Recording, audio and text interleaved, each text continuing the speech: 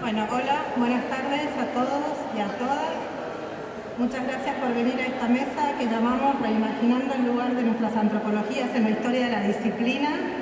Intentamos descontracturar un poco y sentarnos ahí abajo, pero los micrófonos acoplan, así que tuvimos que volver acá arriba. Esta es una de las propuestas del Congreso que hemos denominado mesas ALA. Esta es la tercera mesa, son mesas que reúnen los intereses de la asociación y que entonces quisimos problematizar en este Congreso. Este tema particularmente es un tema que hemos venido trabajando como asociación en encuentros previos. Nosotros tenemos antes del Congreso encuentros que llamamos precongresos. En el segundo y en el tercer precongreso estuvimos discutiendo sobre esta cuestión. Así que bueno, trajimos también esta conversación para aquí. Tenemos de invitados en esta mesa a tres colegas y luego también otro colega que va a comentar. Están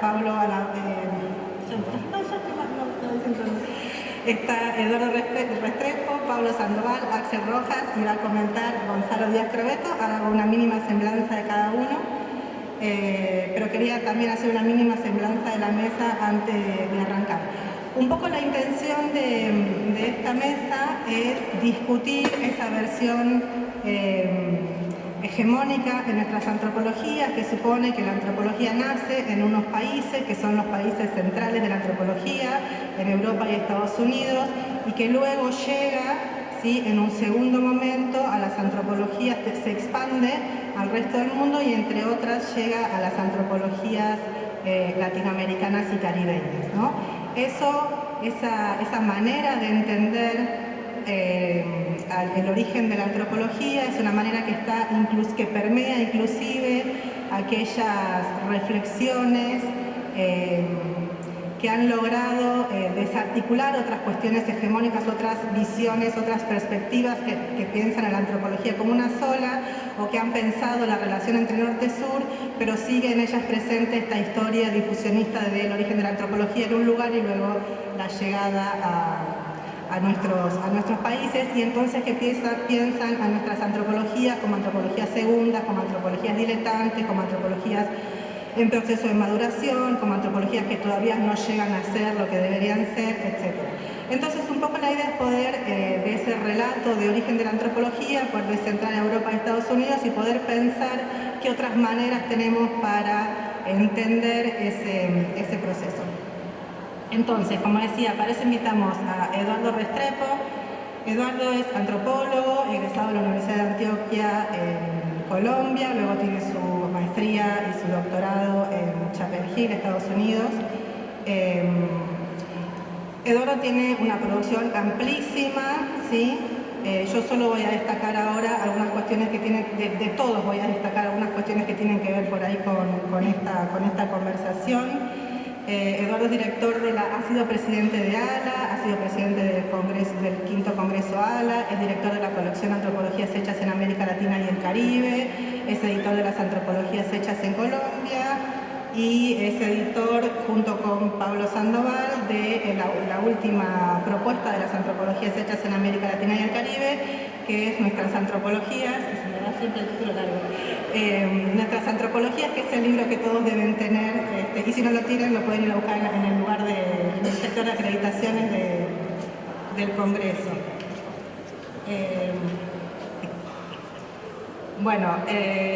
Eduardo también ha sido parte del colectivo que inició las conversaciones por la Red de Antropologías del Mundo, la OneRAM, con Gustavo Luis Ribeiro, Arturo Escobar, Marisol de la Cadena, Susana Naroski y Eduardo Archetti.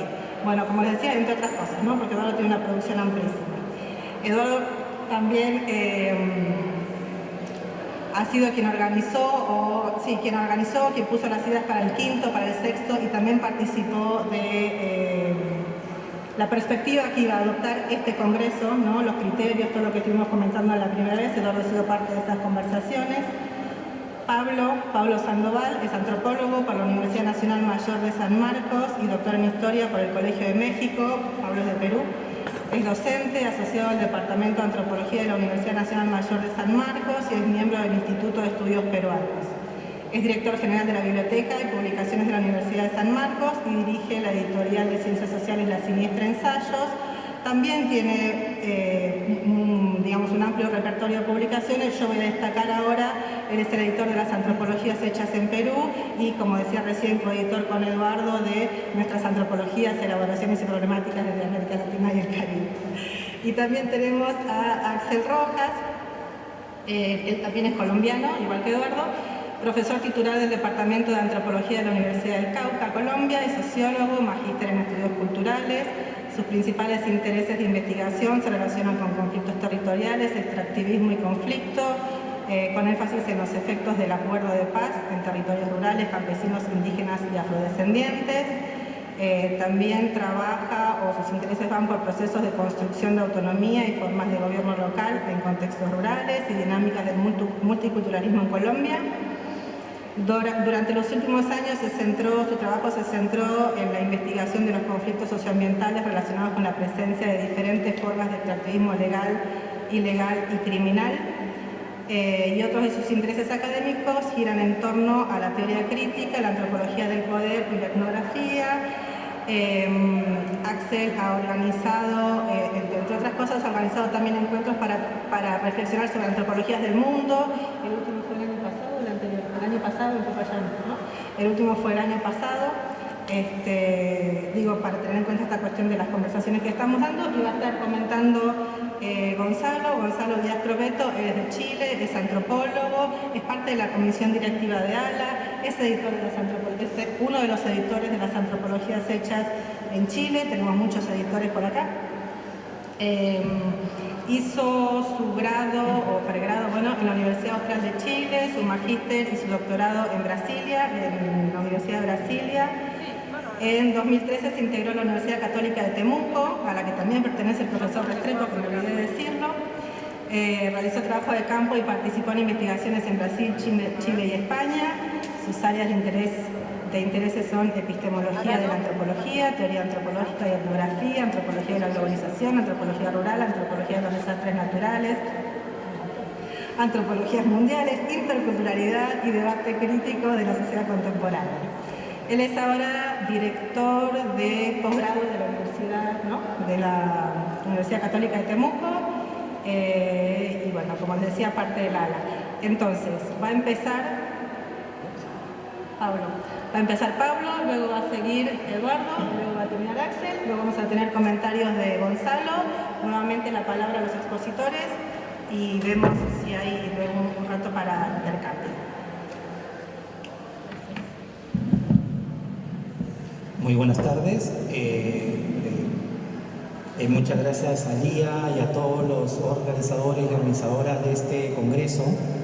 Agradezco mucho la invitación y sobre todo de poder compartir esta mesa de reflexión sobre las antropologías y las historias en América Latina.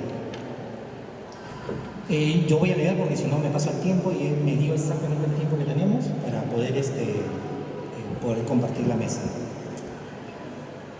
La antropología en América Latina nació presionada entre la superación del ensayismo, la tensión por su relación política con el Estado y las exigencias por obtener prestigio teórico. Su itinerario se ha movido entre el compromiso político, la prescripción del futuro y la crítica al poder. Suele suceder que los antropólogos se sienten cómodos de leer sus historias si es contada por otros antropólogos, pero les irrita leer a los historiadores de la antropología. Quizá por la excesiva erudición eurocéntrica de la historiografía, porque no respetan nuestras cronologías teóricas canónicas, o peor aún, porque desconfían de nuestros dualismos críticos como norte y sur, metropolitanos y subalternos, centro y periferia, dominantes y disidentes. Yo aspiro a algo sencillo: trazar algunas sugerencias para ir más allá de este binarismo que caracteriza las historias de la antropología en la región. Intento ofrecer ciertas pistas para reconstruir los contextos históricos que han condicionado los discursos y prácticas científicas de la antropología, que nos coloca en la necesidad metodológica de recuperar los marcos de producción y circulación intelectual. Apuesto por la economía política de las ideas y por la historia de la antropología en entendida por la circulación internacional de las ideas y sus modalidades de recepción en la región. En la intersección entre la producción de las teorías y sus mediaciones locales, podremos ver lo inestable y elusivo que ha sido el desarrollo de la antropología latinoamericana. Estamos habituados a pensar y enseñar la antropología latinoamericana a partir de cronologías y periodos precisos, donde las teorías metropolitanas influyeron y marcaron las agendas de investigación nacionales. Hemos avanzado en elaborar historias de esas influencias, de sus efectos y resistencias. Se han escrito historias del tipo: el marxismo derrotó al estructuralismo, la etnología estructuralista desnudó el etnocentrismo marxista, la teoría de la dependencia nos hizo por fin latinoamericanos. Sin embargo, si miramos con calma estas historias y ponemos el ojo en los usos sociales de los conceptos, encontramos fisuras e interrupciones más que teorías antropológicas estables. Quisiera hablar más bien de un proceso que muy tentativamente llamo domesticación del pensamiento antropológico. Para avanzar en esa línea, quisiera problematizarla en 4 nudos. 1. Las teorías situadas. ¿Por qué los antropólogos optamos por asumir ciertas teorías y conceptos? ¿Por qué algunos métodos y no otros? Muchas veces estas opciones tienen que ver con la biografía de los antropólogos, que nos permite comprender los significados de nuestros lenguajes analíticos, que son resultado de batallas generacionales al interior de nuestro campo académico. ¿Cuántas veces no se confundieron disputas teóricas con rivalidades grupales por la adquisición de nuevo capital intelectual? Quiero poner 2 ejemplos. En la década de 1960 se criticó la noción de mestizaje y aculturación por su sesgo asimilacionista y se prefirieron otras lecturas como colonialismo interno y fricciones interétnicas. Sin embargo, poco se sabe de la historia de esta transición conceptual, de los agentes, redes, contactos, tensiones generacionales, financiamientos, la creación de nuevos circuitos de circulación de ideas en revistas y libros, por ejemplo, la revista América Latina, auspiciada por UNESCO, editada desde Río de Janeiro y dirigido por Rodolfo Stavenhagen, que facilitaron la expansión de estas nuevas propuestas. Una lectura minuciosa de aquella coyuntura podría ilustrar las disputas al interior de la antropología en México y Brasil, epicentro de esta divergencia. Esto derivó en una red que permitió el reconocimiento de jóvenes antropólogos. Recordemos, Pablo González Casanova tenía 44 años, Rodolfo Stavenhagen 31 y Roberto Cardoso 34 años. Todos formados originalmente en el indigenismo estatal modernizante, que se convirtieron luego en los representantes de lo que ahora llamamos canónicamente antropología latinoamericana. Lo viejo no termina de morir y lo nuevo no termina de nacer, decía Gramsci. No es solo una historia de superación de conceptos, sino de forcejeos al interior de las prácticas de investigación y enseñanza. Avanzo con otro ejemplo. La imagen habitual que se tiene de José María Arguedas es la de un novelista indigenista cuya preocupación central era la defensa de las culturas indígenas. Poco se sabe que fue un antropólogo cuyas propuestas etnográficas buscaban captar los cambios culturales en plena era de la modernización en los Andes. Registró en sus etnografías la penetración del capitalismo en las comunidades indígenas y describió la paulatina transformación de indios a mestizos. El caso de Arguedas me parece pertinente porque era un antropólogo que tenía un pie en 2 mundos sociales, el indígena y el occidental, pero también en 2 mundos teóricos, el culturalismo y el marxismo. De hecho, dijo en 1968, el socialismo no mató en Milo Mágico, que lo ayudó a percibir estos procesos nacientes con mayor claridad que muchos de sus colegas. En sus etnografías, Arguedas definió a sus otros como subjetividades que hablan, piensan y saben. Registró la alteridad sin negar la desigualdad. Si se lee con cuidado su universo conceptual, era culturalista, pues no podía ser de otra manera. En sus textos propone una teoría del cambio cultural, anclado en la noción de mestizaje cultural, pero sin el carácter asimilacionista del indigenismo desarrollista. Era crítico de la teoría del desarrollo y sospechaba de la utopía de la modernización, pero también distante del esquematismo marxista e independentista de la época. De allí sus discrepancias con sociólogos marxistas como Aníbal Quijano, que revelaba, de otro modo, las tensiones entre cosmopolitismo y regionalismo, muy similar al debate que tuvo Arguedas con Julio Cortázar por esos mismos años. ¿Cómo escribimos a Arguedas, culturalista, en la historia del pensamiento antropológico? ¿Lo situamos en el bando malvado de los defensores del mestizaje? ¿Era Arguedas un antropólogo conceptualmente colonizado? En el binarismo metrópoli-periferia sí lo era. Marisol de la Cadena prefiere llamar este impasse como un desacuerdo ontológico. Mi punto es que no podemos ni deconstruir ni descolonizar la antropología sin una adecuada historización de nuestras genealogías conceptuales y prácticas etnográficas. No se trata solo de erudición histórica, sino de una necesidad teórica y política para no reproducir anacronismos, puntos ciegos o estrategias descolonizadoras poco productivas. Lo que me interesa es comprender por qué ciertas teorías y conceptos fueron dejados de lado y por qué en otro contexto se recuperan y reintroducen en una nueva discusión etnográfica. Los libros que hasta 1960 parecían útiles ya no lo eran en los 70s. Las monografías que en los 80 parecían exhaustivas ahora lucen carentes de perspicacia y vitalidad. Usualmente llamamos a este proceso ruptura epistemológica. Sin embargo, perdemos de vista otros desarrollos. 2. La historia de la antropología como la historia del desarrollo.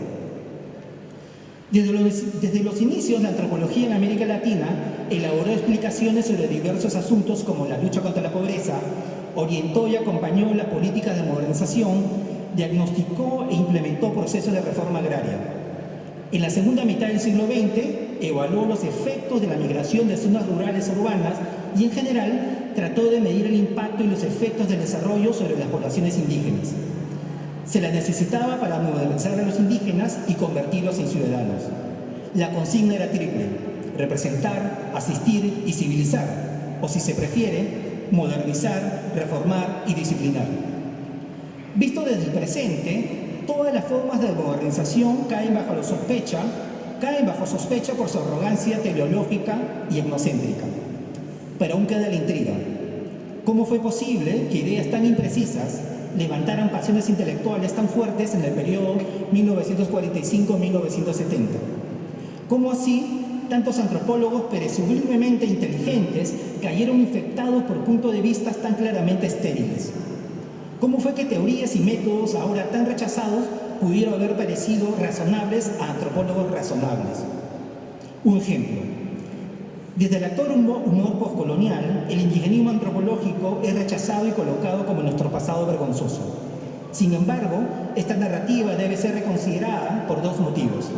Primero, porque, como bien argumenta Paula López, vale la pena reevaluar qué se entendía con las categorías taxonómicas de mestizo e indios desde las altas esferas de la tecnocracia indigenista, pero también analizar los usos de estas categorías a nivel local y las apropiaciones que los propios indígenas hicieron de estas categorías de política pública, las categorías censales, por ejemplo, para sus propios propósitos políticos. Como se pregunta López al analizar al Instituto Indigenista Mexicano, todo el ejército de antropólogos indigenistas dispersos en el territorio mexicano siguieron a pie juntillas la ortodoxia ideológica de Manuel Gamio y Alfonso Caso. Como varios estudios históricos vienen demostrando, muchas comunidades indígenas se apropiaron de los lenguajes desarrollistas del Estado para impulsar derechos más allá y en ocasiones en contra de las agendas indigenistas. ¿Qué mediaciones ocurrieron entre la alta imaginación antropológica en planes y programas de desarrollo y las negociaciones políticas en el mundo rural? Lo cierto es que los antropólogos fueron parte de corrientes más amplias, tanto en el sur como en el norte, que buscaron atacar los obstáculos del subdesarrollo. No olvidemos lo siguiente: el desarrollismo surgió de una visión de futuro, una visión etnocéntrica, por cierto. La modernización ofrecía la posibilidad de un mundo en el que ni la raza, ni el estamento, ni el estatus político, ni la inscripción étnica limitarían el progreso. Lo que faltaba en ese discurso metahistórico era el presente, con su dinamismo y sus posibilidades. Y fue la antropología, en sus distintas variantes, la que ofreció en sus reiteradas monografías escritas desde el presente etnográfico el enlace temporal entre el pasado y el futuro del desarrollo. Este proceso corrió en paralelo con la crisis del matrimonio entre la antropología y el desarrollismo. Paradójicamente, esta crisis permitió que la investigación antropológica se vuelva más profesional y el discurso académico se vuelva más endogámico. Los temas de preocupación seguían siendo casi los mismos: el cambio cultural, los sistemas de parentesco, la etnicidad, los rituales, la reciprocidad, la sexualidad.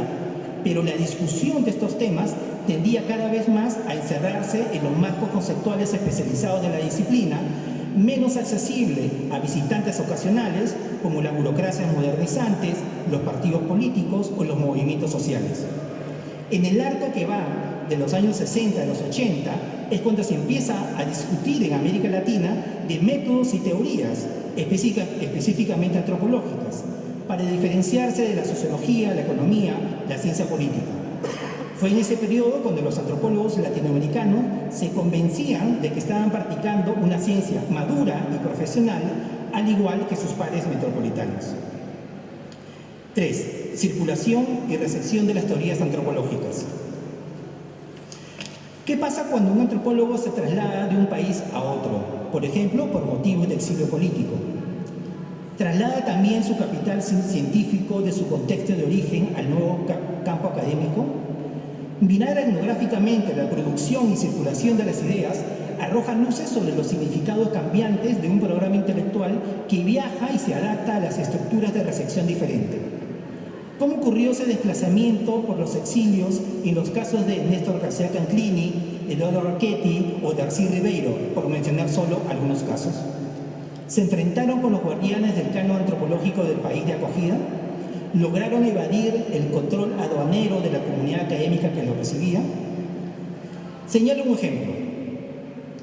Se trata de la expansión de los marxismos en la antropología latinoamericana. Varios nombres metropolitanos saltan a la vista: Eddie Wolf, Sidney Mintz, Maurice Godelier, Jean Copin, Claude Meillassoux, entre otros.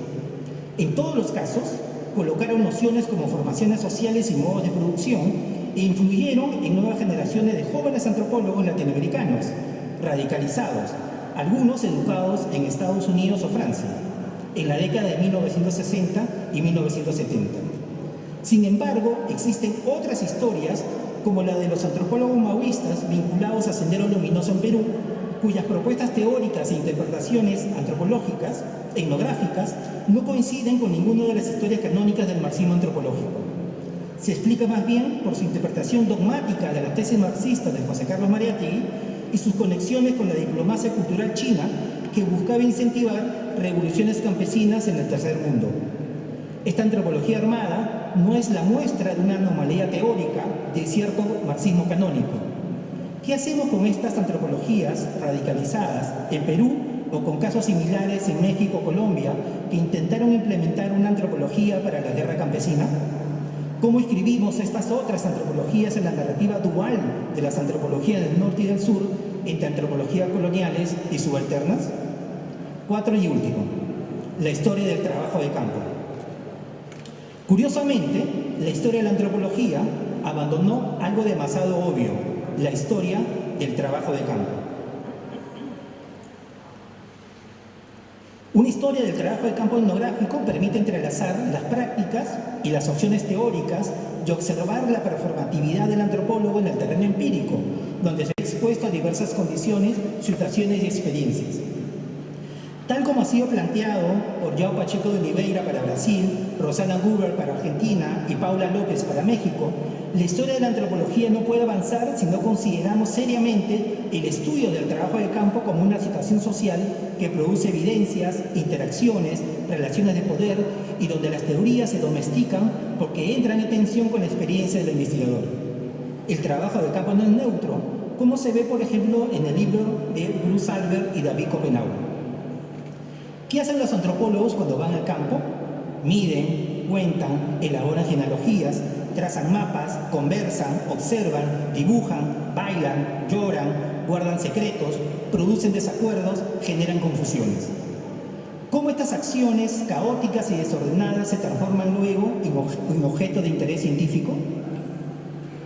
Historizar el trabajo de campo implica desestabilizar el diseño de las teorías, los conceptos, las metodologías y los programas de investigación que alimentaron la preocupación inicial del antropólogo. Los antropólogos escribieron etnografías sobre eventos particulares y detallados con la intención de llamar la atención a una audiencia de lectores no especializados. ¿En qué soportes publicaron sus investigaciones? ¿En qué editoriales? ¿En qué libros y revistas? ¿Qué congresos organizaban o asistían? ¿Capitalizaron contactos y redes para financiar y publicar sus hallazgos? ¿Qué formato de escritura escogieron? ¿La monografía clásica, el ensayo, el paper? ¿Por qué en algunos casos optaron por escribir novelas? ¿Por agotamiento epistemológico? ¿Por demanda editorial? ¿O para demostrarnos que a fin de cuentas la antropología es literatura? Menciono 3 casos: Darcy Ribeiro, José María Arguedas y Néstor García Canclini. Insisto en lo siguiente y termino con esto. La historia de la antropología no es una historia de experiencias nacionales, es una historia de escalas imperiales, ya que los antropólogos interpretaron y se situaron como intermediarios de flujos globales que traducían a escala local las sofisticadas y otras no tanto teorías del norte. No nos gusta, pero así ocurrió y todo indica que sigue ocurriendo. Debemos prestar atención a las estructuras disciplinarias nacionales dentro de entramados imperiales más profundos y amplios, si queremos analizar la circulación de ideas y teorías más allá de las fronteras estatales. La historia de la antropología es en realidad un diagnóstico del presente de la antropología, de sus procesos y mediaciones. Nos ayuda a tomar en serio la historicidad del conocimiento, a tener claro que nuestros conceptos, metodologías, lenguajes y forma de escritura se escriben siempre en un tiempo y lugar específico y que nos conectamos siempre con autores y obras que nos preceden. Estas historias son necesarias para desestabilizar el canon que aún prevalece en nuestras historias antropológicas. Necesitamos conocer las maneras en que se han construido los objetos de observación, los conflictos entre los saberes científicos y los proyectos políticos, la relación entre la antropología y la formación del Estado, y cómo propiciaron dispositivos de legibilidad del mundo social basados en categorías de gestión de la alteridad como mestizaje, raza, comunidad indígena, pueblos originarios, entre otros, tan caros a la antropología latinoamericana. Historizar, que no es historicismo, nos vacuna de juzgar a la antropología por sus virtudes políticas, procedimiento que en realidad expresa nuestro autoritarismo ideológico. Tal vez sea momento de librarnos del peso moral de ser siempre los defensores de la alteridad exotizada o de la arrogancia de pensar la alteridad solo con el fin de pensarnos a nosotros mismos. Pero para ser libres necesitamos tomar en serio nuestras enrevesadas y discontinuas genealogías históricas. Muchas gracias.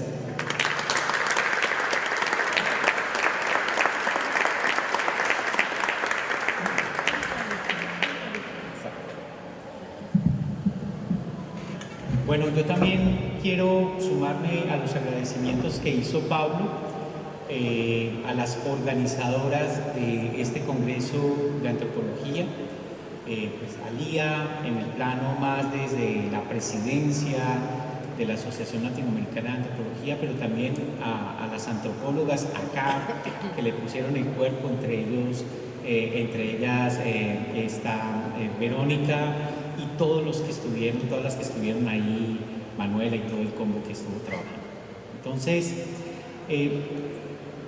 cuando nosotros pensamos los trabajos y las conversaciones que se han tenido sobre la historia o las historias de la antropología, encontramos que en los últimos 30 años hemos podido contar con unos insumos que problematizan de muchas maneras las formas más convencionales de pensar la historia de la antropología. En América Latina, por ejemplo, tenemos las contribuciones de Cardoso de Oliveira con toda esta elaboración de las antropologías centrales o metropolitanas y las antropologías periféricas, que introduce nociones como estilo antropológico, matriz paradigmática, o sea, nos enriquece la manera de vernos y de entender que la antropología no es una sino que es múltiple.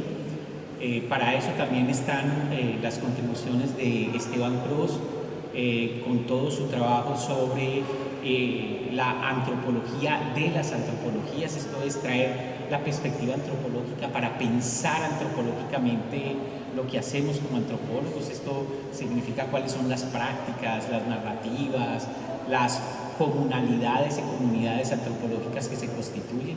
Son, digamos, contribuciones que tenemos desde los años 90 para acá para pensar esas cosas. También pudiéramos ubicar la conversación de las antropologías del mundo, donde pues, Gustavo Lins Ribeiro, que va a hablar ahorita junto con Alejandra Letona, pues fue una persona muy importante, pero también desde aquí, desde Argentina, Lalo,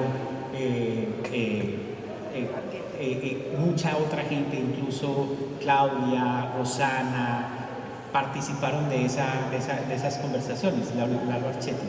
El punto es que en esta conversación de antropologías del mundo se contribuye a complejizar la historia de la antropología de dos maneras que vienen como a sumar, a enriquecer lo que podríamos encontrar con Cardoso de Oliveira o lo que podríamos encontrar con Esteban Cruz, y es pensar que las antropologías son lo que los antropólogos y las antropólogas hacen en contextos institucionales específicos. Y en ese sentido nos encontramos con antropologías realmente existentes muy distintas en el mundo. Por ejemplo, en Brasil la antropología es lo que en otras partes llaman antropología cultural. En Brasil, arqueología no es parte de la comunidad antropológica. En España tampoco, en Inglaterra tampoco, en Francia tampoco. Entonces, pero en Colombia sí, o en México sí, ¿cierto? Entonces, lo que nos invita a pensar antropologías del mundo es que no hay una manera, no ha habido una sola manera de producir, de constituir, de generar antropologías particularmente existentes. En África, lo que nosotros podríamos pensar como antropología social, allá lo llaman sociología, o en algunas partes piensan en clave de etnología. O sea, cuando los franceses estaban pensando en etnología en los años 30, 40, no estaban pensando lo mismo que los gringos estaban pensando con antropología cultural. Nosotros retrospectivamente producimos una violencia epistémica y construimos una cosa como si fuese una. Entonces, la conversación de antropologías del mundo nos ofrece de pronto esa idea de que tenemos que pensar las antropologías desde las prácticas antropológicas realmente existentes. Y en ese sentido no habría una sola cosa que amarrara la antropología de una vez y para siempre. No existe una esencia de lo que definiría la disciplina antropológica si lo vemos desde las prácticas históricamente existentes que han constituido a los antropólogos y a las antropólogas como tal. Entonces, desde ese plano, desde el plano de las prácticas situadas e institucionalizadas, desde ese plano no existe una esencia, no existe una identidad trascendental, no existe una especie de ontología antropológica. Lo que no quiere decir que cualquier cosa pueda ser antropología, porque es realmente en ciertos contextos institucionalmente situado lo que hay.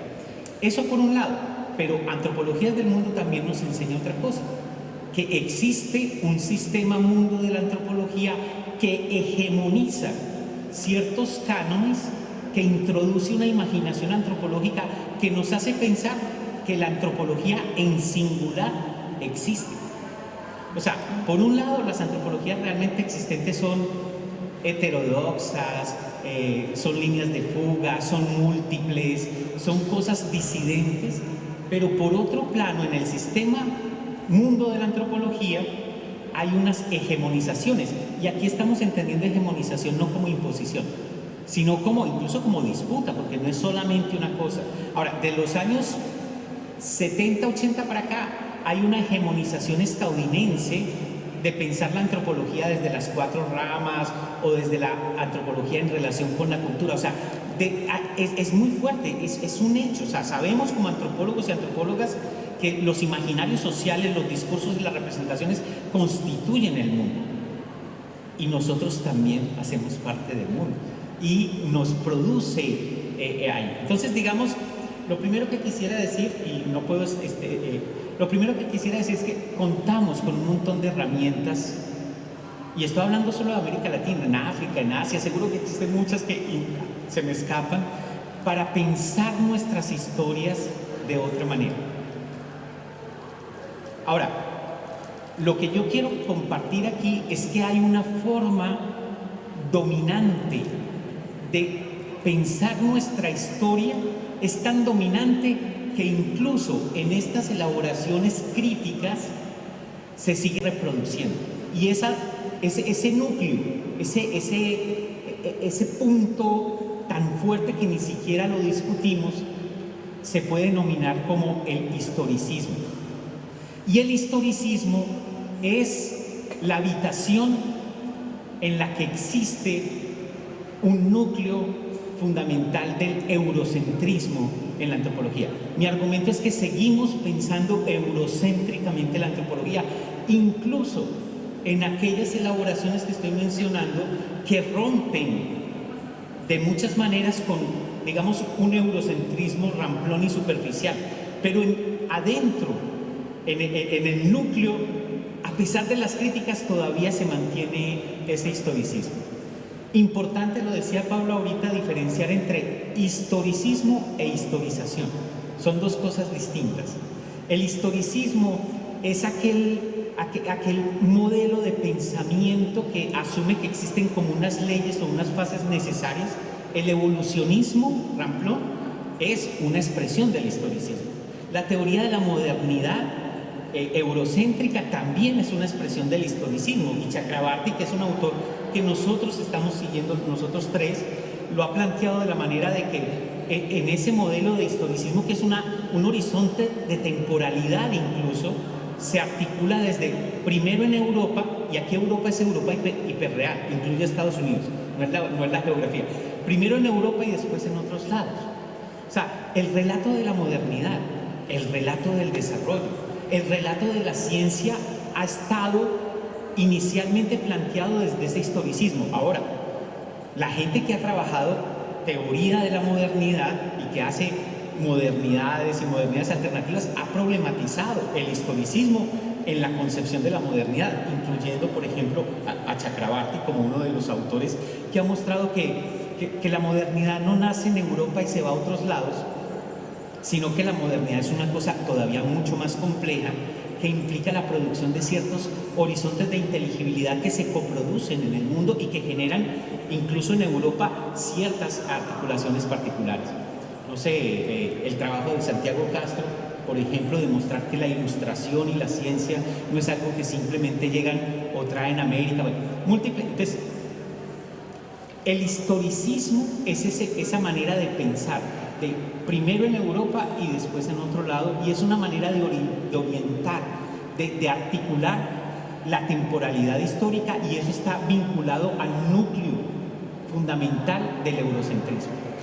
Ahora, porque me imagino que se me va pasando el tiempo, ¿eso cómo se materializa en las historias o la historia de la antropología que nosotros usualmente tenemos? De 3 maneras. Quiero hablar de 3 maneras en las cuales eso se ve muy claramente. La primera manera lo voy a llamar el modelo difusionista, y el modelo difusionista es un modelo que implica que la antropología nació aquí, aquí, aquí y aquí. Estados Unidos, Francia, Inglaterra, de pronto alguna gente pone Alemania, y después se llevó a otro lado. El modelo teórico de Cardoso de Oliveira, cuando él habla de antropologías metropolitanas y antropologías periféricas, él piensa que las antropologías originarias, esas metropolitanas, son la antropología, que constituyen una matriz disciplinaria, porque no hay un solo paradigma teórico, una matriz disciplinaria donde hay diferentes paradigmas teóricos confluyendo, y esa es la antropología. Y las periféricas son aquellos lugares a donde se llevó la antropología. Piensen ese modelo, el modelo difusionista. Y por lo tanto Cardoso de Oliveira piensa que aquí podemos entender estilos antropológicos y allá matriz disciplinaria. En el trabajo de Esteban Cross, él incluso habla de antropologías primeras, originarias, y antropologías segundas. Y la idea de antropología en y del sur se basa en, él mismo lo dice, en un modelo difusionista. O sea, yo no tengo que inventarme eso para colocarlo ahí. Esto no, ojo que lo que estoy diciendo no le quita ninguna riqueza ni ninguna potencia al trabajo de Cardoso de Oliveira ni al trabajo de Esteban Cross. Ahora, ese modelo difusionista entonces reproduce el asunto de que primero en Europa y después en otro lado.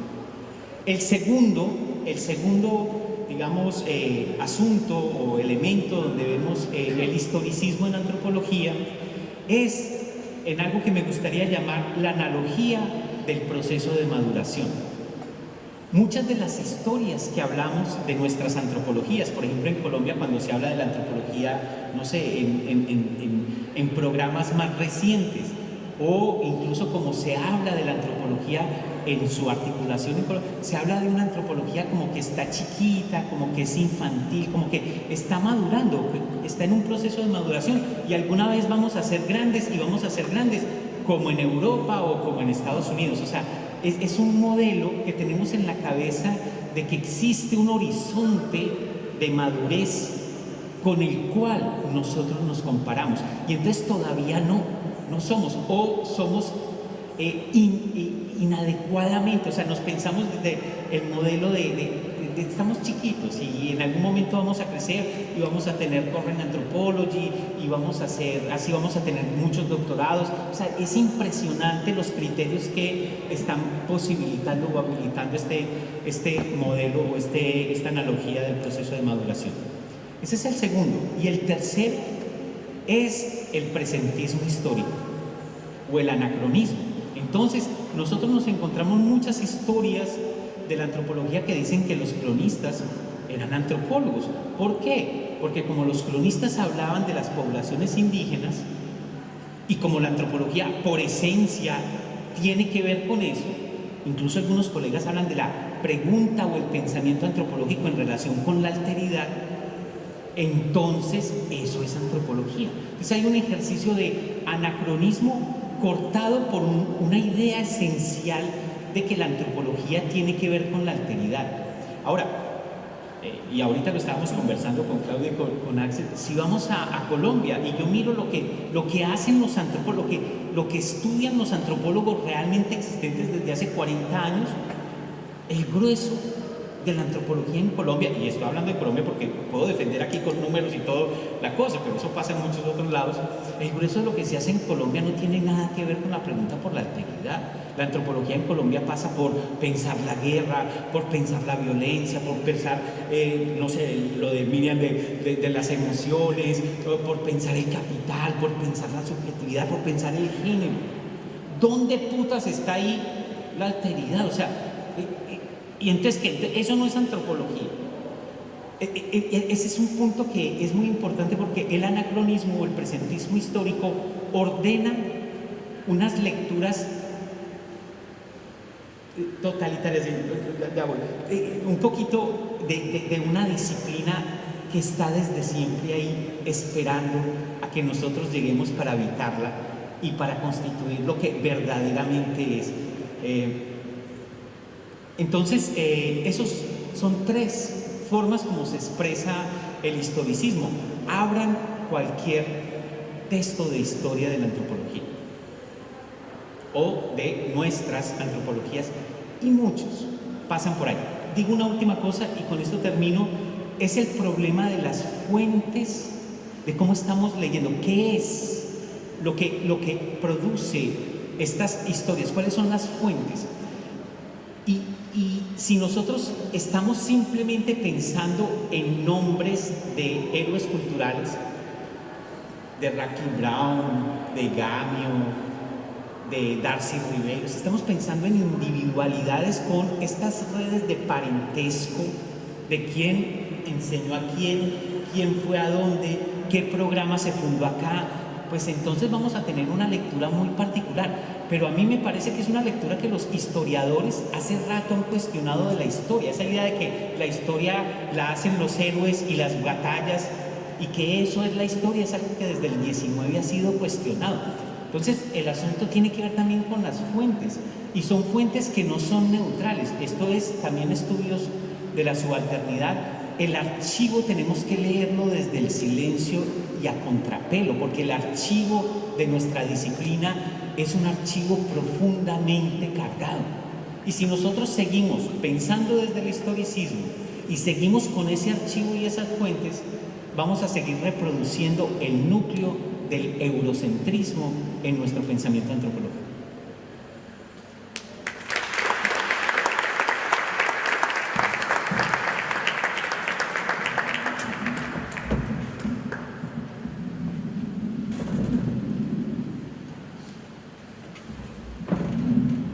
Bueno, buenas tardes. Muchas gracias a los colegas por la conversa del día, por este ejercicio, por la invitación, y bueno, a todos los organizadores y organizadoras del Congreso por convocarnos a hablar sobre nuestras antropologías. Aprovechando que los colegas ya trabajaron varios temas, voy a tratar de leer solo unos apartados de lo que tengo aquí preparado para no desordenar demasiado mi exposición. Yo quiero trabajar 3 puntos fundamentalmente.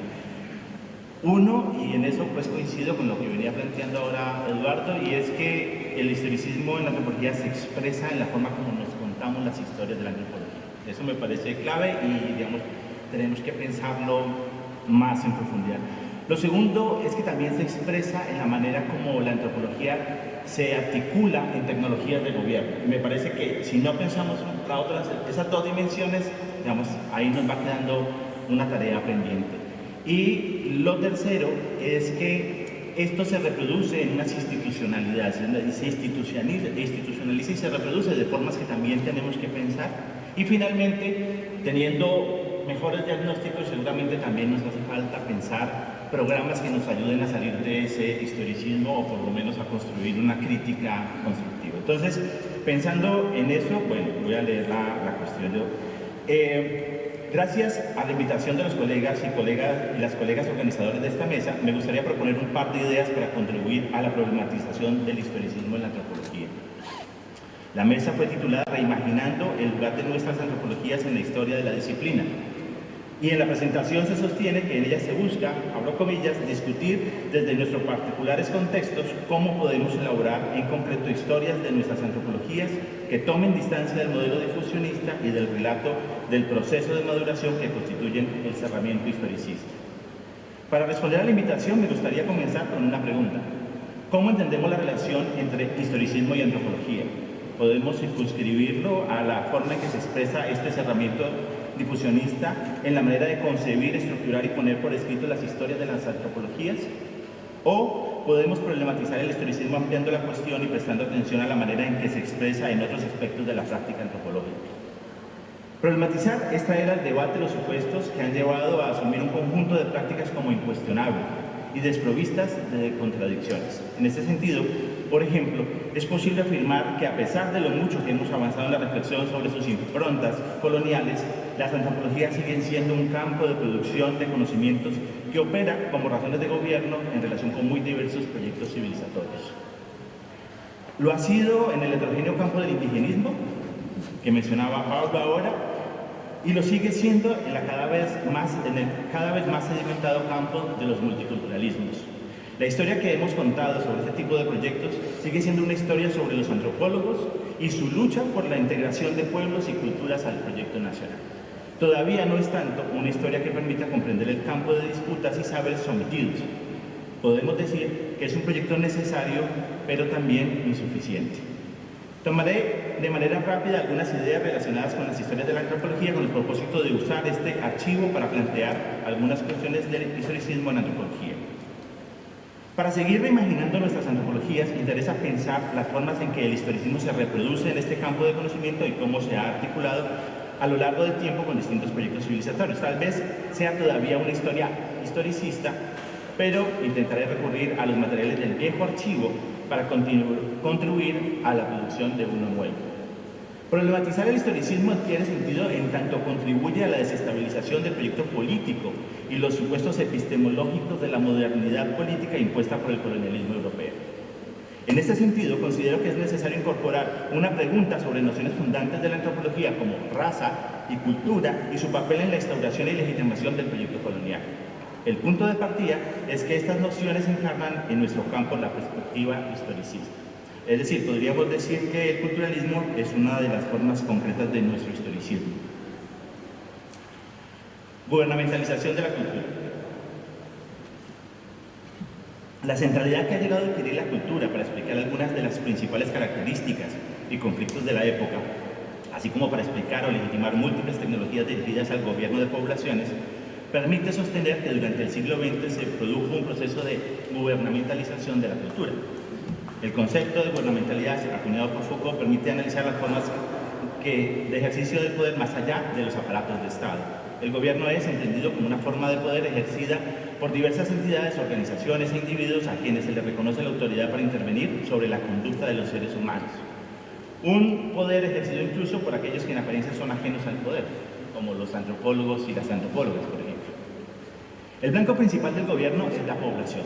Esto implica que las autoridades políticas y demás autoridades entienden que el gobernar requiere actuar sobre aspectos específicos de la conducta humana con el propósito de mejorar su seguridad, la longevidad, la salud, la prosperidad y la felicidad de las poblaciones. La gubernamentalidad, a su vez, se soporta en un conjunto de conceptualizaciones que delimitan y hacen tangibles los problemas, los compartimenta, los hace medibles y permiten articularlos afines, es decir, es a esto a lo que se llama razones de gobierno.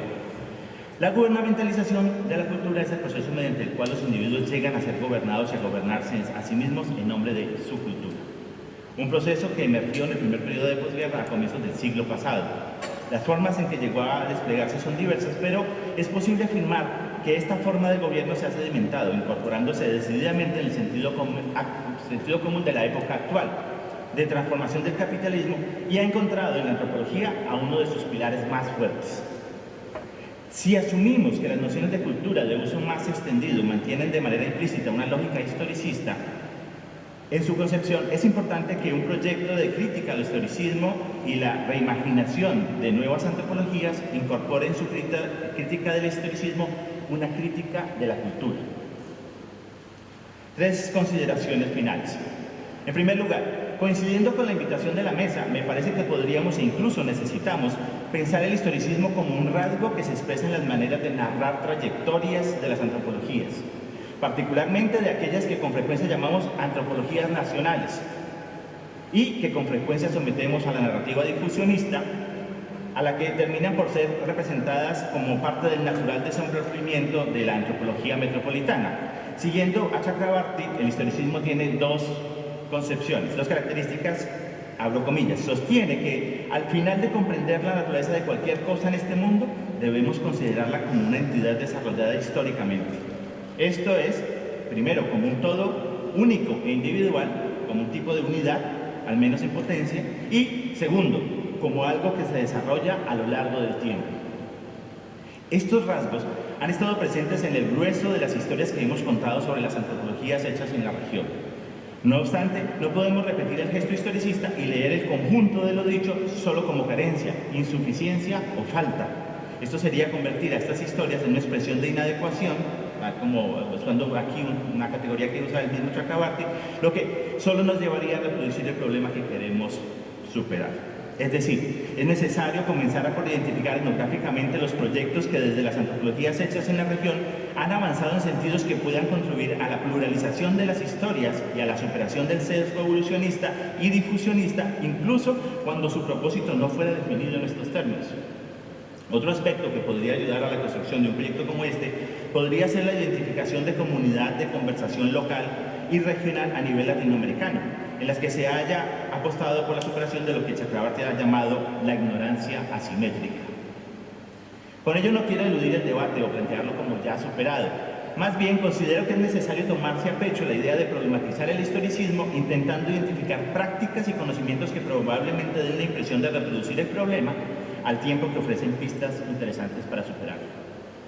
Por ejemplo, ¿cómo leer la crítica al indigenismo de Pásparo, hecha por el grupo de Barbados? Es evidente que la lectura crítica de esta joven generación de antropólogos de los 70 puso en evidencia la articulación entre antropología, indigenismo y colonialismo, pero ¿en qué medida este nuevo proyecto de antropología crítica del indigenismo logró avanzar en la consolidación de un nuevo conocimiento sobre pueblos indígenas que superara la matriz evolucionista y el relato de la civilización? Esto se relaciona con el siguiente punto que quiero mencionar.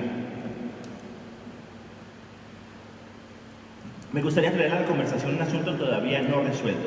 Es necesario insistir en la conversación sobre las expresiones que adquiere el historicismo en prácticas antropológicas, producidas en el marco de formaciones sociales, en tiempos y espacios concretos, no solo en las formas en que se cuentan las historias de la disciplina.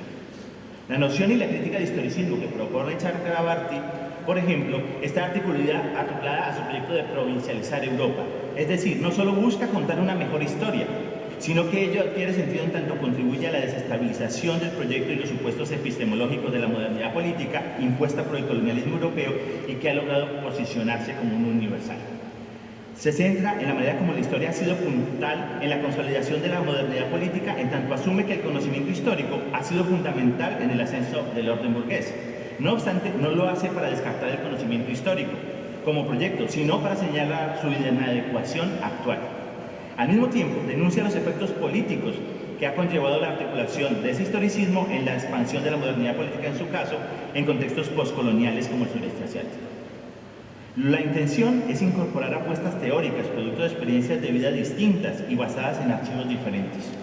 Pues, abro comillas, citando a Chakrabarty, pues solo de esta manera podemos crear horizontes normativos plurales, específicos de nuestra existencia y relevantes para el examen de nuestras vidas y posibilidades. Tampoco se trata de abandonar el pensamiento europeo en su totalidad, entre otras razones porque dicho pensamiento hace parte ya de una herencia común.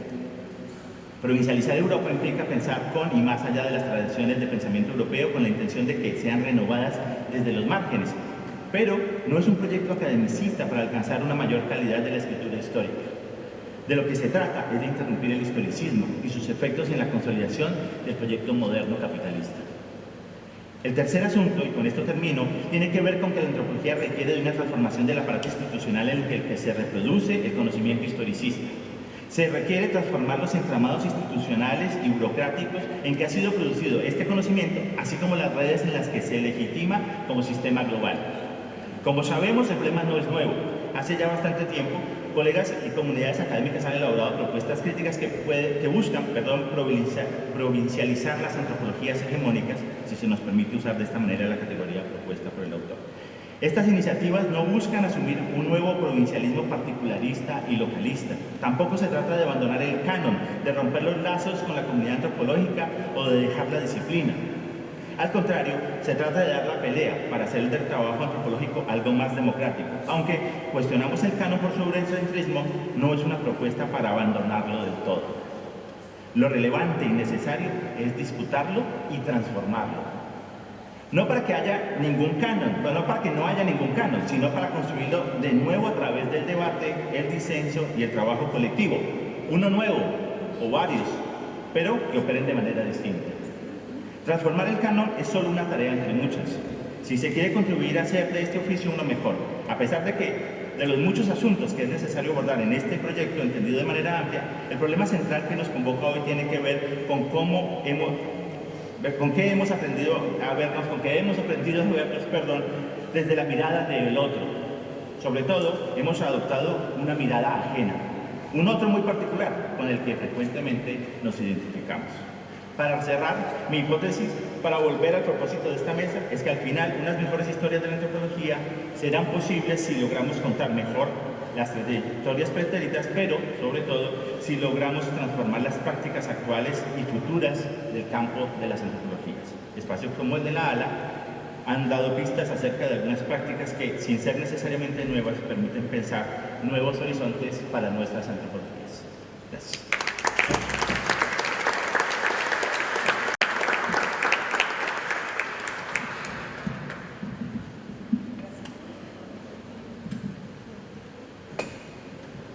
Bueno, buenas tardes a todos. Muchas gracias por la invitación, por la posibilidad de estar compartiendo aquí con ustedes. Tremenda vaina que me metieron, no sé cómo voy a salir de esta. También les quería invitar a todos que aquí quedan asientos sin sol. Veo gente sufriendo, de repente están felices, pero no sé. Pero aquí quedan asientos con sombra. Si alguien se quiere reconfigurar, un abrazo, Mariano. Este es como el momento de moverse, rearticularse y, bueno, resituarse, ¿ya? Rompamos un poco cierta formalidad. Bueno, yo quiero nuevamente entonces agradecer esta instancia, esta posibilidad, y obviamente también me sumo con mucha alegría a este congreso, a la gente que está entregándolo todo para que día a día podamos estar aquí en condiciones extremadamente que nos advirtieron adversas, pero el estar acá es una ruptura, ¿ya? Bueno, yo quiero partir con un enunciado que yo espero que mi comentario se pueda traslucir, y si no, bueno, daría para la ronda para ustedes, ¿ya? Yo entiendo que la forma como lo han presentado, el historicismo y la antropología puede tornarse una materialización positiva o negativa del proyecto de antropología mundial. Ya voy con eso después, ya voy a retomar esa idea, pero quería partir con esa idea. Pero mi primera reflexión tiene que ver cómo bajamos de lo abstracto, ¿ya?, en torno a esta discusión sobre el historicismo a algo más concreto, ¿ya?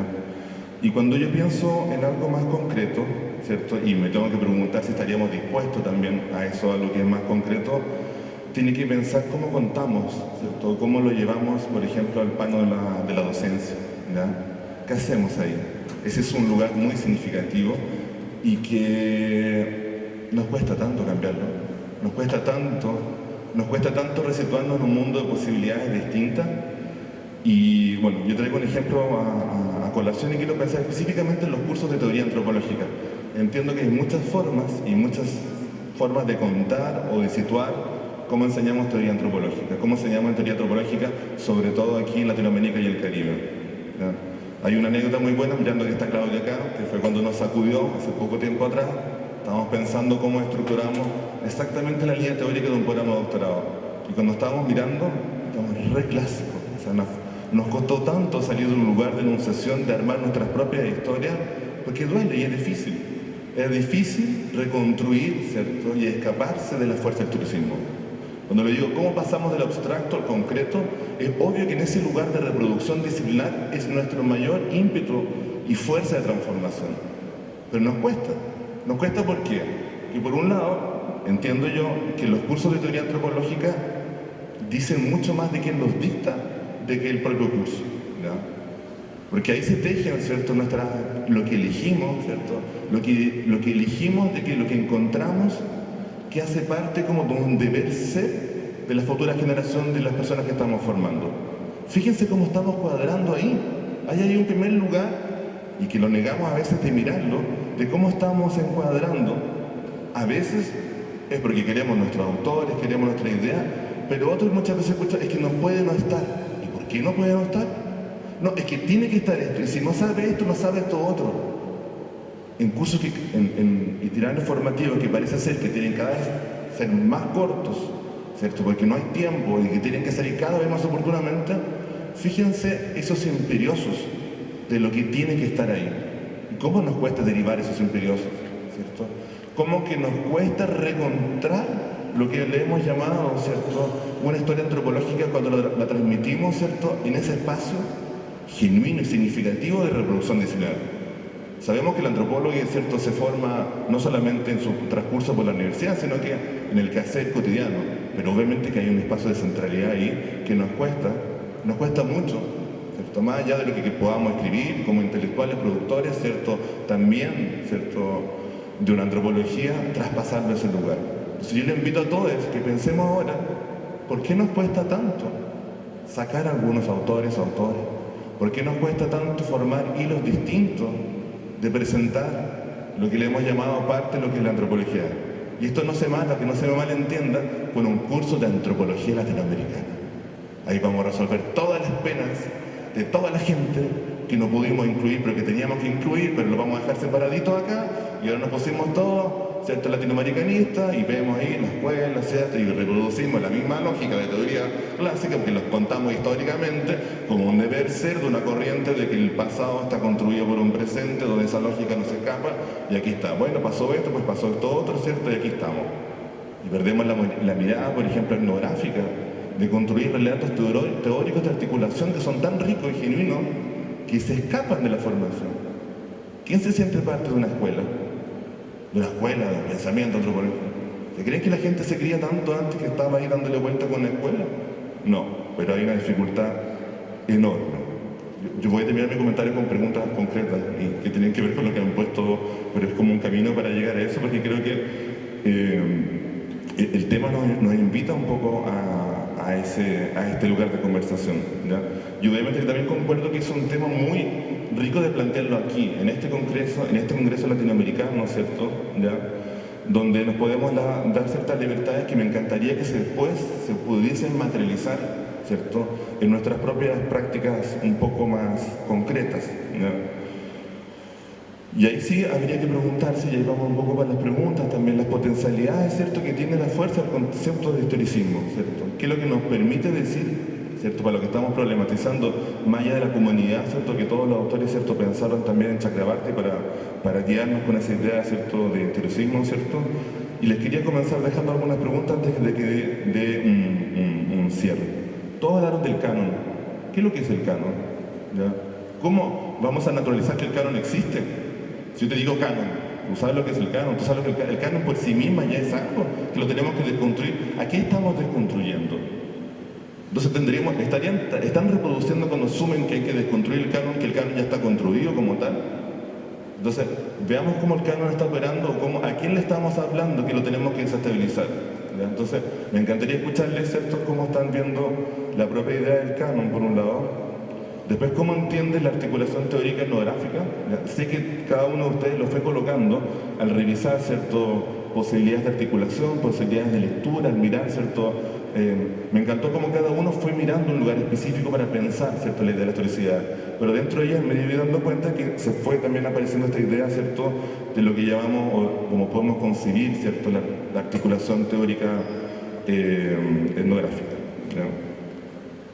Bueno, y aunque está ahí, aunque está muy presente también en su relato, pero volvamos nuevamente también a la pregunta, y yo que también la había provocado en ese sentido, de cómo entienden entonces, o por qué lo encuentran tan necesario, ¿cierto?, la discusión en torno al historicismo, ¿cierto? ¿Qué es lo que está ahí que no encontramos en otro lugar? Sobre todo porque hemos estado discutiendo, ¿cierto?, por ejemplo, cuando la antropología también tiene sus disputas que no son solamente internas, que son sus disputas también externas, ¿cierto?, con el campo de acciones, cuando la antropología también entra a disputar sus posibilidades de interacción que ella tiene, ¿cierto?, fuera de la experiencia disciplinar, ¿cierto?, con otros. Se están metiendo cada vez con nuestros temas. ¿Cuáles son nuestros temas? ¿No? ¿Se dan cuenta? No, es que van a abrir la carrera de gestión cultural, escuchen, nos van a quitar una fuente de trabajo. Nuestros temas son eso, son agrupaciones temáticas que están por ahí, ¿no? Y en ese sentido, ¿cómo ven ese límite, ¿cierto?, que podría estar en disputa cuando lo pensamos también vinculado con el historicismo? Yo creo que lo dejaría por ahí.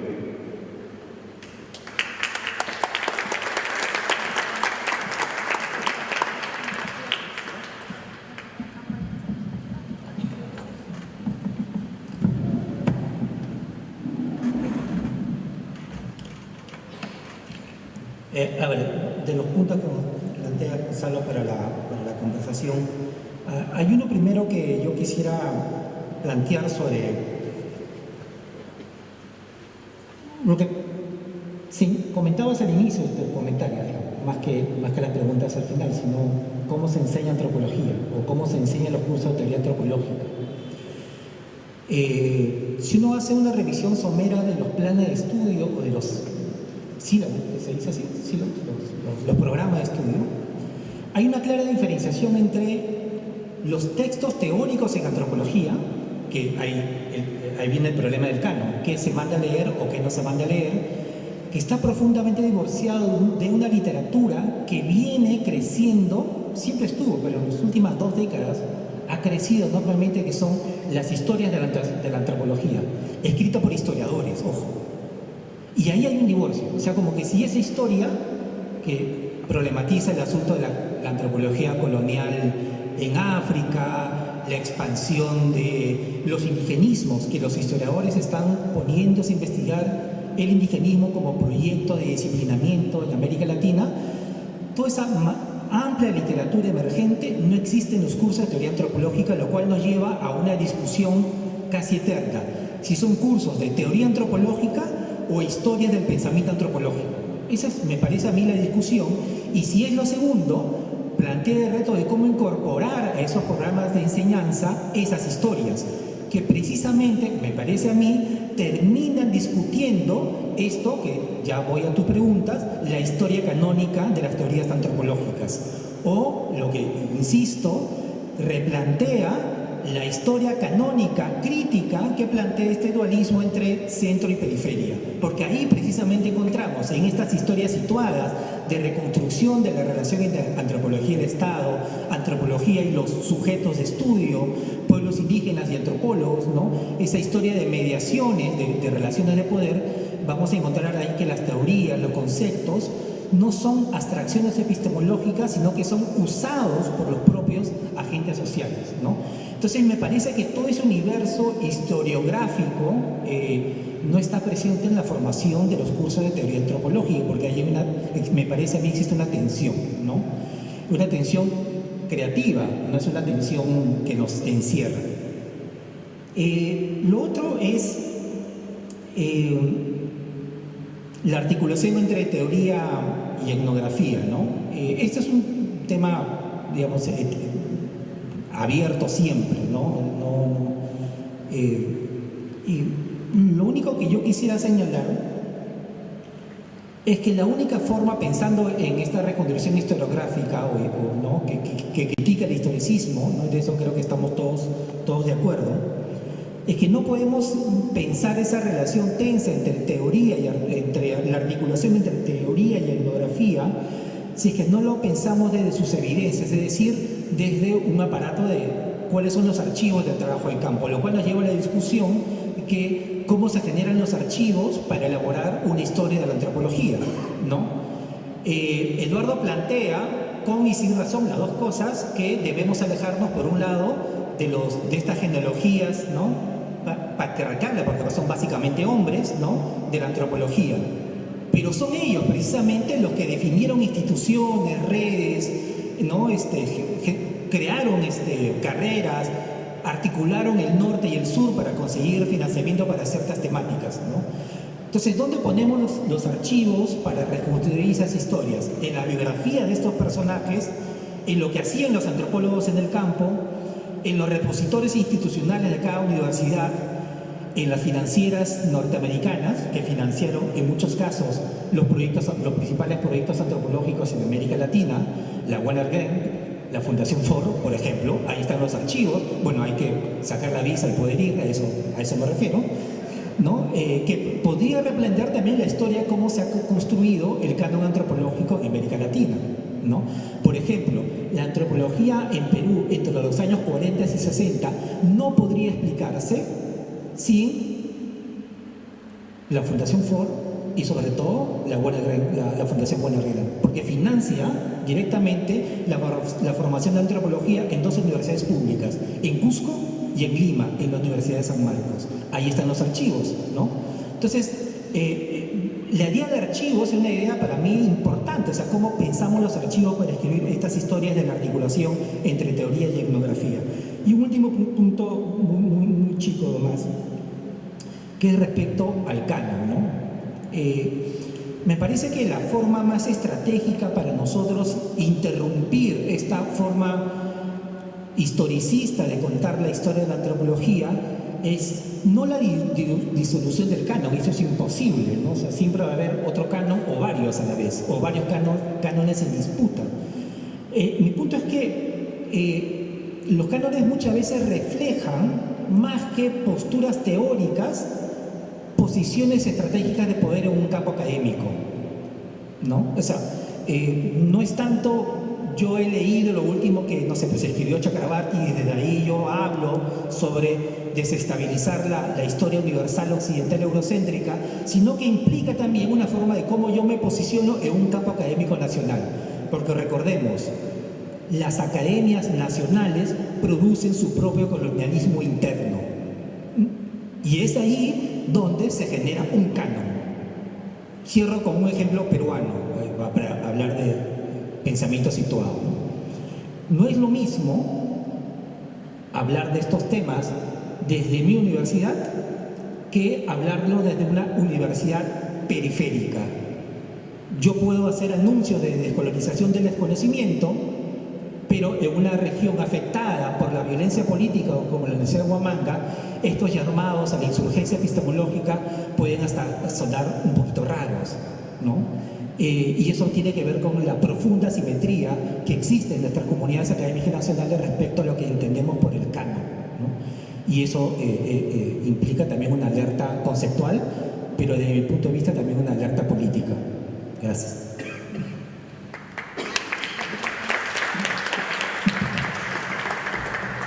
A ver, recordemos que canon es un concepto que viene de un campo muy particular, que es canon y corpus. Viene de los estudios literarios y los estudios críticos literarios, ¿sí? Para traducirlo al gramsciano, a mí me gusta y me sirve mucho hablar de sentido común disciplinario. Yo creo que los antropólogos tenemos unos sentidos comunes, porque no hay uno solo, unos sentidos comunes disciplinarios, que es aquello desde donde pensamos, pero sobre lo que no pensamos usualmente. Por ejemplo, que la antropología es una, o por ejemplo que la antropología estudia la cultura, o por ejemplo que hay una pregunta antropológica que es la alteridad. O sea, eso es el sentido común disciplinario. Ahora, el canon es cómo ese sentido común disciplinario en ciertos momentos se articula desde posiciones de dominancia, de cómo se, si lo quieren en otro lenguaje, cómo se articula el capital simbólico en términos de ciertas posiciones de dominancia que son instauradas como lo antropológico, lo pertinente, y no son ni siquiera discutibles.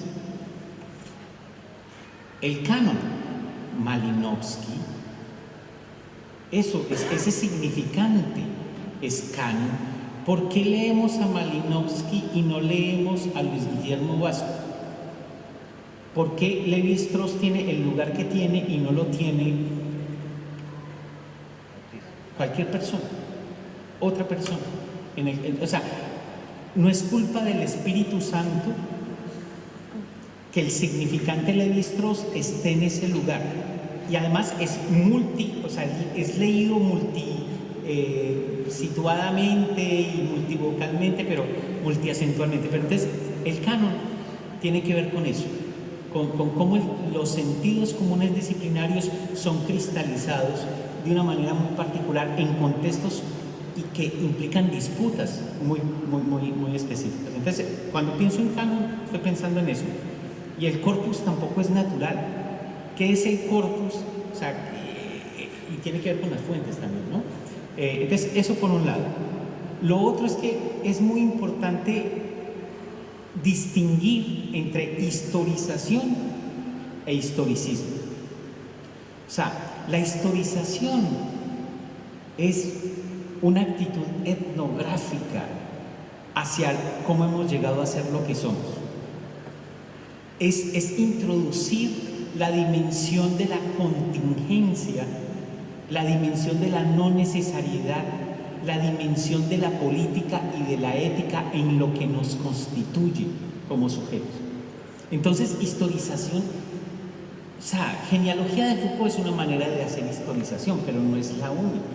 Ahora, el historicismo es algo muy distinto, es pensar, traer la cita, de que existe algo, eso existe, y eso se explica en su desarrollo en el tiempo. O sea, asumimos la entidad, esa unidad, antropología, y entonces los franceses están hablando en el 30 de etnología, eso es antropología, es lo mismo, y no vemos las diferencias que han hecho la diferencia en la configuración de eso que asumimos que es una unidad. Y lo asumimos que es una unidad porque es el efecto del canon en nuestro pensamiento. Entonces, ahí creo que hay que tener esa claridad. La relación entre teoría y etnografía, solamente voy a mencionar esto. Algunos colegas míos que no eran antropólogos pensaban que la etnografía era una cosa y la teoría era otra, pero no hay ninguna etnografía teóricamente inocente, como no hay ninguna etnografía políticamente inocente, tampoco hay una etnografía teóricamente inocente. El campo se produce teórica y políticamente, no está allá esperándolo a uno en el mundo, como las piedras de las quebradas. No, el campo, el terreno, eso se produce teóricamente y tiene que ver con... Ahora, ¿cómo se hace la relación teoría-campo? Podemos hacer violencia epistémica, llegar y que el campo sea ilustración de lo que ya sabemos. O podemos hacer etnografía de verdad, que es problematizar en muchos sentidos. Y termino con este punto. ¿Por qué la importancia de la discusión del historicismo? ¿Por qué? Ahora, aquí.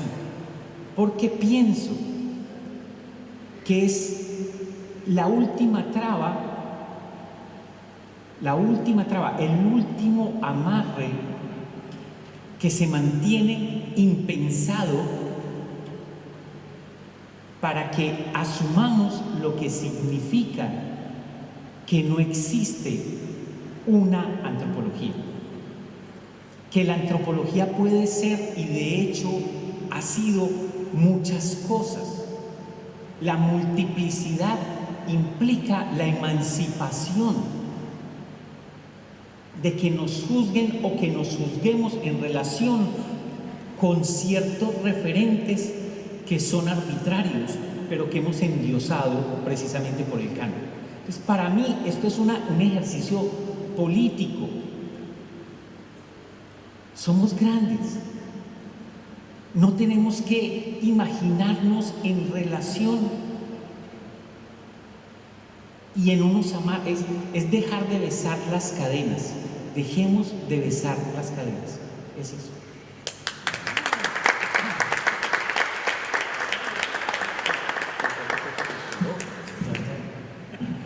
A la marcha. Vamos a marchar. Y que conste que sin ron. Bueno, yo creo que hay varios asuntos que Gonzalo nos invita a pensar. Yo creo que es clave la pregunta: ¿por qué es lo que nos invita, es lo que nos permite ver el historicismo que no esté ya ahí? Y bueno, muchas de estas discusiones están allí, parcial o totalmente, ¿no? Digamos, no es que es la absoluta novedad y entonces ahora todo va a ser nuevo a los ojos de una crítica al historicismo. No obstante, yo sí creo que es una manera distinta de organizar un conjunto de discusiones que ya hemos tenido, pero que al parecer, y un poco siguiendo a Eduardo, hacen parte de esto que asumimos como justamente ya dado y sobre lo cual no discutimos.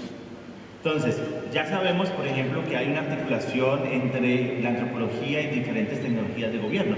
Y ahí hay un asunto con el indigenismo que es clave. O sea, pues sabemos que el indigenismo fue un proyecto de integración de los indígenas a la nación. Pero eso no fue un proyecto homogéneo.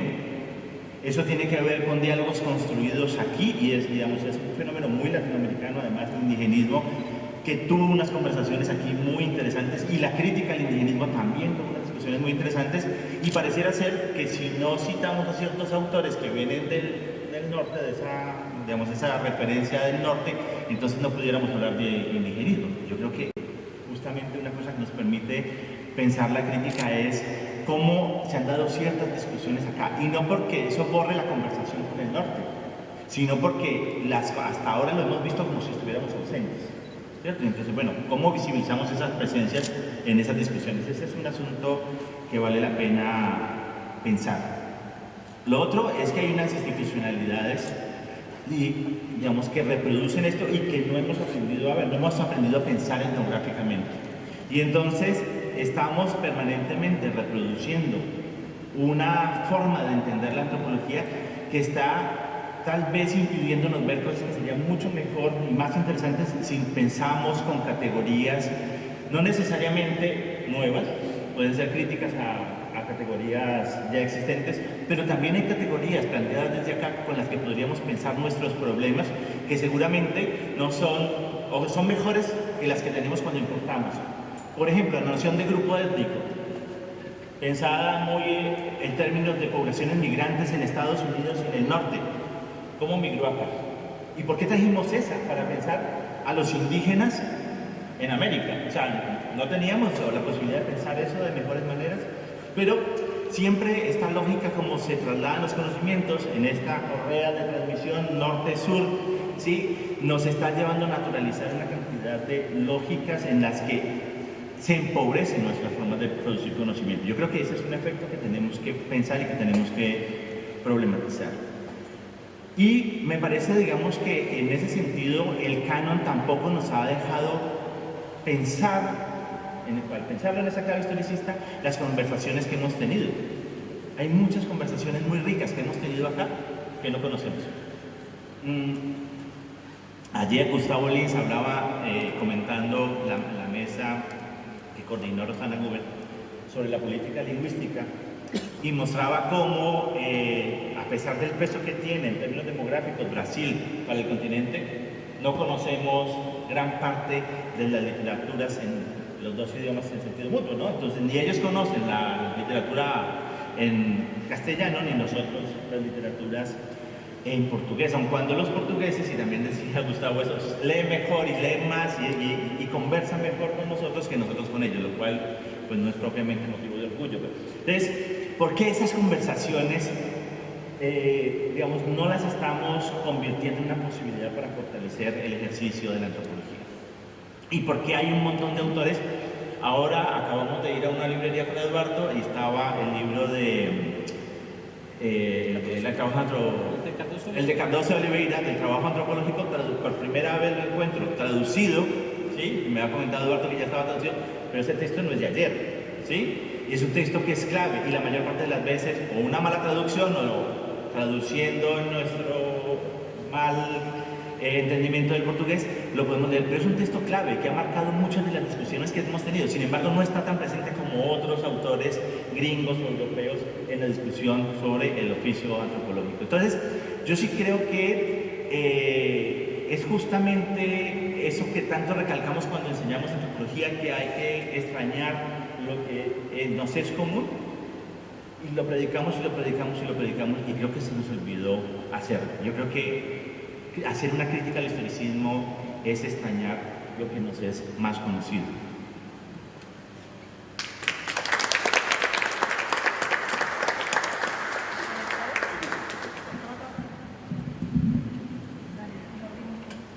Bien cortito, solo agradecerles que hayan jugado con las provocaciones, y al mismo tiempo cuando yo lo escuchaba yo pensaba, bueno, ¿por qué no hacemos un curso de teorías del despojo?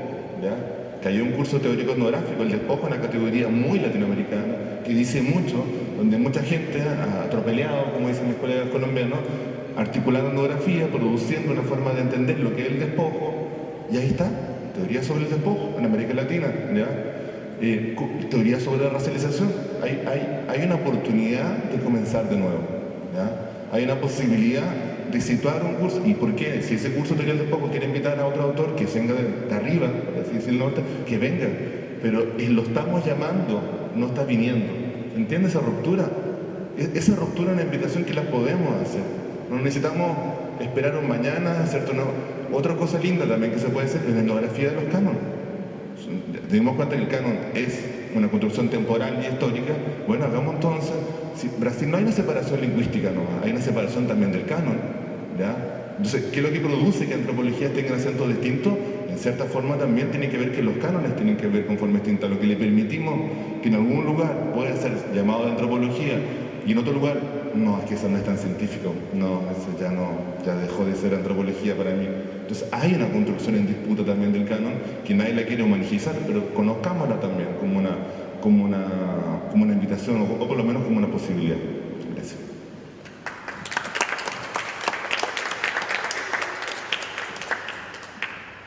Bueno, por supuesto, muchas gracias al panel. No sé si alguien quiere hacer alguna pregunta. Sí. Por supuesto, pero... ¿Tengo que agarrar eso? Sí, por favor.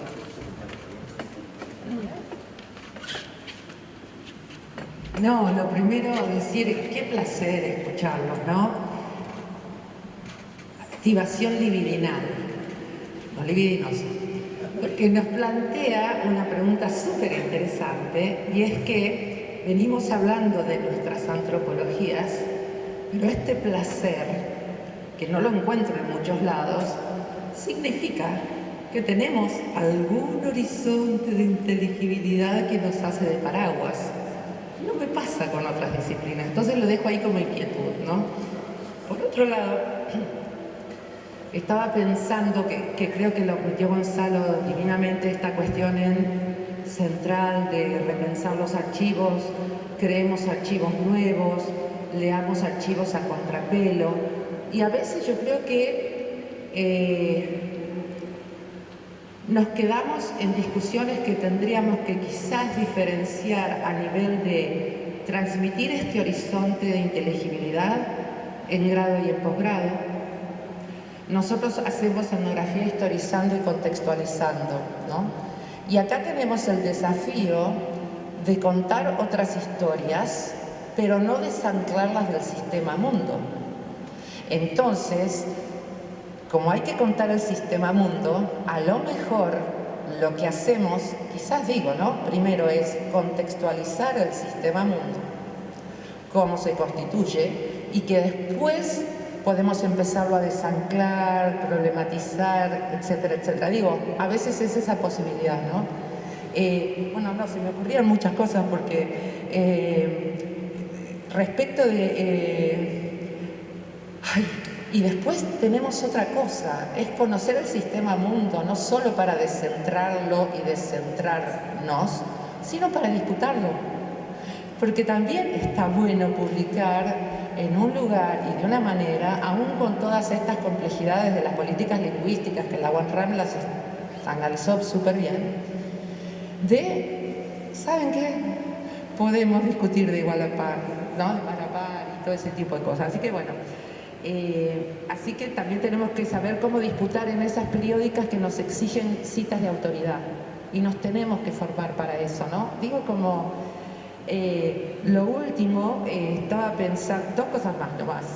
Una que es casi una chicana, ¿no? Porque, perdón, pero la hago con todo mi cariño. Decíamos, bueno, contar la antropología esa del Cano como la historia de los grandes hombres. Ay, bueno, grandes hombres nos contaron esto y los requeremos, aunque sean hombres. La próxima también queremos mujeres en la mesa. Pero dicho con mucho cariño. Y ya está, pero no habló. No, chicas, no. Los quiero a estos cuatro. No, los súper quiero un montón, aprendí un montón, no lo conocía a Pablo y la verdad lo disfruté enormemente. Y la última cosilla que diría, esto que vos decías, ¿no? Bueno, tenemos temas de la antropología, pero con esta vinculación que hizo Axel, que me fascinó, de vincular, ¿no? Historicismo y tecnologías de gobierno, peleemos ciertos temas. Nos tengo más confianza a nosotros antropólogas, antropólogos, hablando de ciertos temas que a los que entran en carreras de gestión cultural. Qué sé yo, si vamos a lo político, ¿viste? Cuando decís, bueno, es una cuestión de tema, no, pero nos tengo más confianza. Por ahí es ego, no sé. Pero creo que venimos con trayectorias de discusión, ¿no? Así que bueno, miren todo lo que han hecho en mí. ¡Qué alegría!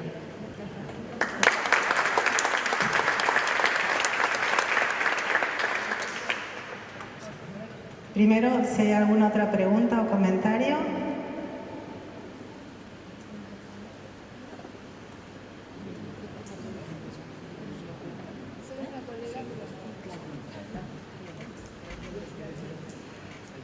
¿No? Bueno, entonces, para cerrar la mesa, un poco voy a retomar lo que ya se dijo y también un poco a partir de las preguntas de Gonzalo, ¿no? Porque plantear una mesa así. Nos parecía en ALA, o me parecía desde, digamos, todavía hablo en nombre de ALA un par de días más y ya está, pero me toca todavía que esta dimensión, ¿no? El historicismo en antropología, es como una manera de traccionar ciertas discusiones y volverlas a traer, pero volverlas a traer para pensarlas para adelante, porque nos parece, y un poco también a partir de bueno, de las cuestiones que venimos realizando desde la asociación, desde ALA, ¿no? Como las antropologías hechas en, o como la revista Plural, o como los grupos de trabajo, o como las conversaciones que vamos teniendo en diferentes encuentros, que estas discusiones que yo digo que, digamos, que la variable, la dimensión del historicismo en la antropología tracciona y trae, que son un poco las que mencionaba Eduardo, parecieran discusiones que hay cierta generación que las tiene muy claras, muy trabajadas, que las han pensado mucho, que han reflexionado a partir de esas discusiones, pero me parece que hay como una distancia con las generaciones que se están formando, que se han graduado hace poco, que están muy lejos de esas discusiones, ¿no? Y que los ubica en un lugar como de vulnerabilidad quizás, y quizás esas discusiones se dan en el grado, a veces en el posgrado, pero pasan también como cosas ya cerradas y cosas ya dadas, y eso hace como, digamos, no volver sobre esas reflexiones o no traer reflexiones como estas, hace como que las inercias ganen, la automatización de la enseñanza en la antropología, digamos, gane, y eso hace que se termine empobreciendo, nuestras antropologías, ¿no? Y a veces esas discusiones que digo que hay ciertas generaciones que las tiene muy trabajadas y muy elaboradas, en otras generaciones aparecen como sin contenido, ¿no? Como reproducción de títulos o de cuestiones que quedan muy bien, ¿no? Antropologías del sur, casi como si fueran conceptos vacíos, ¿no? Entonces, desde ALA, con todas las cuestiones que hemos estado haciendo en ALA en estos últimos años, desde 2017 en adelante, lo que tratamos de hacer es un poco interrumpir esas, como reposicionar discusiones o traer nuevas discusiones o interrumpir ciertas inercias, ¿no? Y es un poco desde ahí que planteamos, porque esta discusión sobre historicismo en antropología la tuvimos, por lo menos en el marco de ALA, digo, ¿no? La tuvimos en Santa Marta en el segundo pre-ALA y en Buenos Aires en el tercer pre-ALA. Y en Buenos Aires Gonzalo comentaba y preguntaba por qué, ¿no? ¿Por qué se nos ocurría poner o proponer esa discusión? Y un poco esa es la razón para traer esta discusión, ¿no? Es como volver a pensar algunas cosas, pensar para adelante y como eso, mover ciertas, como interrumpir ciertas inercias, ¿no? Que eso nos pone en un lugar de achatamiento, aplanamiento y empobrecimiento de la imaginación antropológica. Así que, bueno, si no hay más comentarios ni nada, los invitamos, ahora empiezan en 10 minutos el tercer, ¿qué día es hoy? Miércoles, el tercer conversatorio